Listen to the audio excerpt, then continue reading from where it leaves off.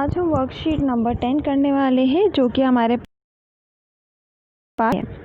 इससे पहले कि हम वर्कशीट स्टार्ट करें, मैं आपको बताना चाहूँगी, अगर आप वर्कशीट की इमीडिएट नोटिफिकेशन चाहते हैं ताकि हर वर्कशीट के बारे में आपको सारे आंसर्स और एक्सप्लेनेशन टाइम पे मिले, तो आप प्लीज़ बेल आइकन दबाएं और लाइक, शेयर और सब्सक्राइब करें मेरे चैनल को।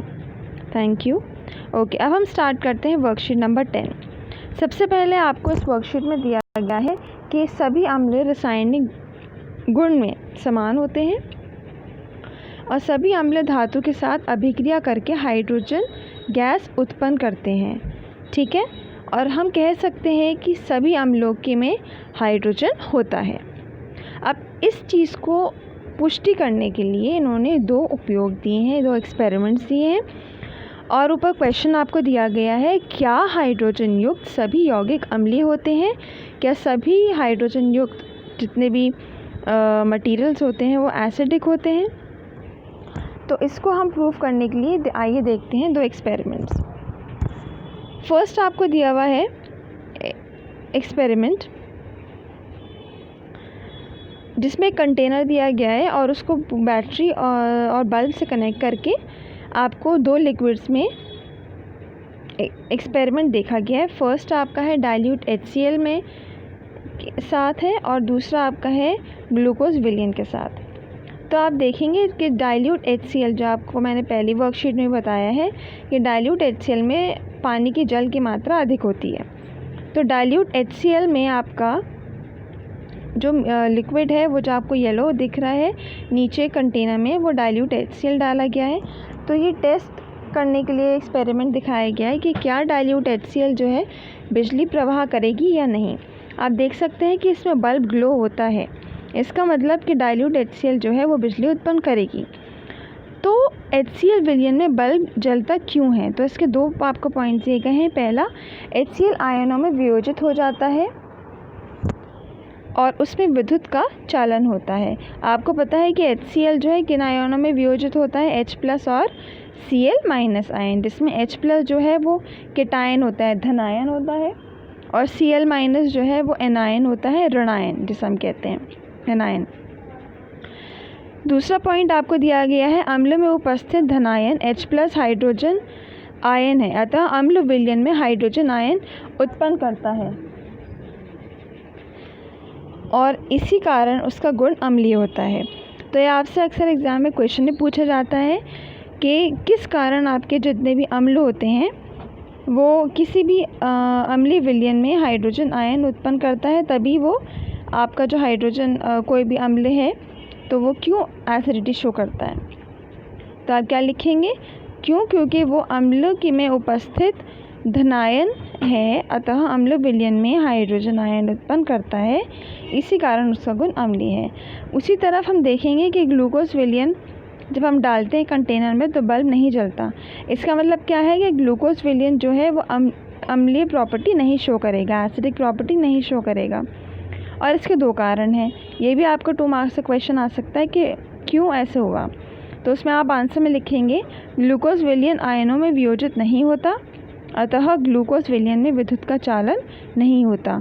वही सेकंड पॉइंट आप लिखेंगे, ग्लूकोज विलयन हाइड्रोजन आयन उत्पन्न नहीं करता है और इसी कारण उसका गुण अम्लीय नहीं होता। अब चलते हैं हम दूसरे पार्ट वर्कशीट में, जलीय विलयन में अम्लों की क्रिया। अब जो लिक्विड मटेरियल होते हैं उसमें एसिड्स कैसे एक्ट करते हैं वो बताया गया है। इसमें जल की उपस्थिति में HCl गैस जो अम्लीय प्रकृति के होते हैं उसमें H+ आयन उत्पन्न होता है, अतः नीले लिटमस पत्र को रंग लाल होता है।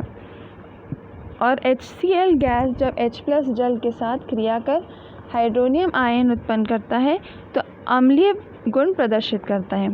तो यहाँ पर आप ध्यान दें कि जो हाइड्रोनियम आयन है उसको हम H3O+ से दर्शाते हैं। 1 मार्क्स क्वेश्चन में भी आपसे पूछ सकते हैं। थर्ड पॉइंट में आपको दिया गया है कि कैसे वियोजित होता है आपका HCl, कैसे वियोजित होता है H+ और Cl- आयन में।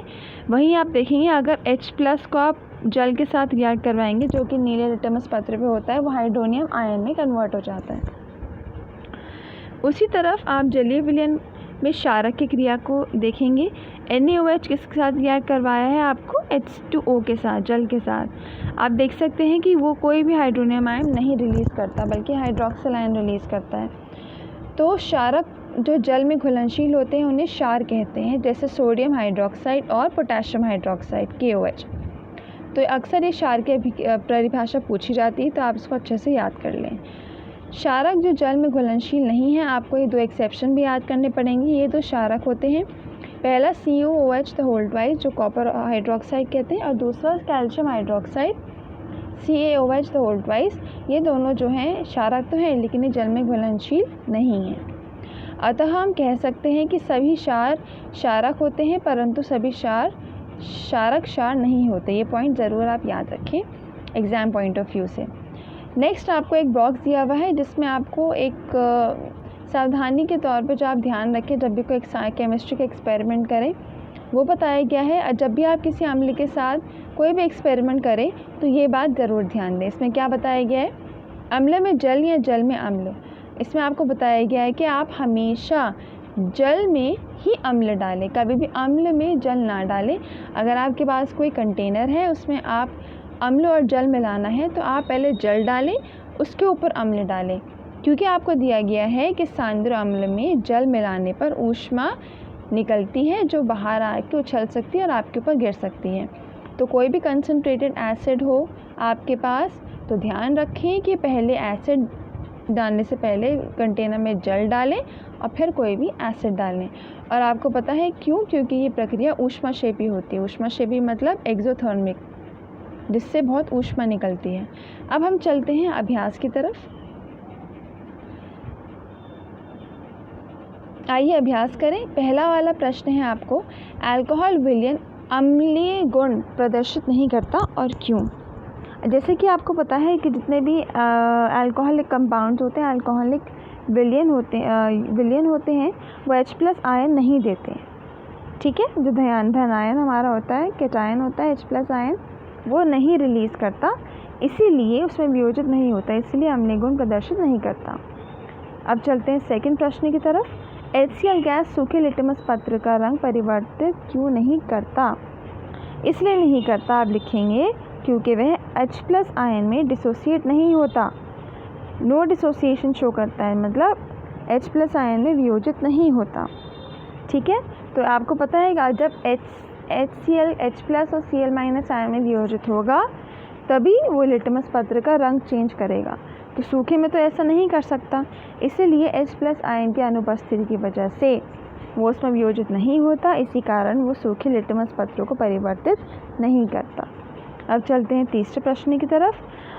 अम्ल का जलीय विलयन विद्युत का चालक क्यों नहीं करता? आप देख सकते हैं थर्ड और फिफ्थ क्वेश्चन सेम है, तो आप दोनों के आंसर सेम ही लिखेंगे। अम्ल का जलीय विलयन विद्युत का चालक इसलिए नहीं होता क्योंकि वह H+ में नहीं विद्युत, मतलब जो H+ आयन से वो डिसोसिएट नहीं होता। अगर हम क्षारक की बात करें, और अम्ल को बोला गया है इसमें अम्ल का जलीय विलयन विद्युत चालन क्यों करता है?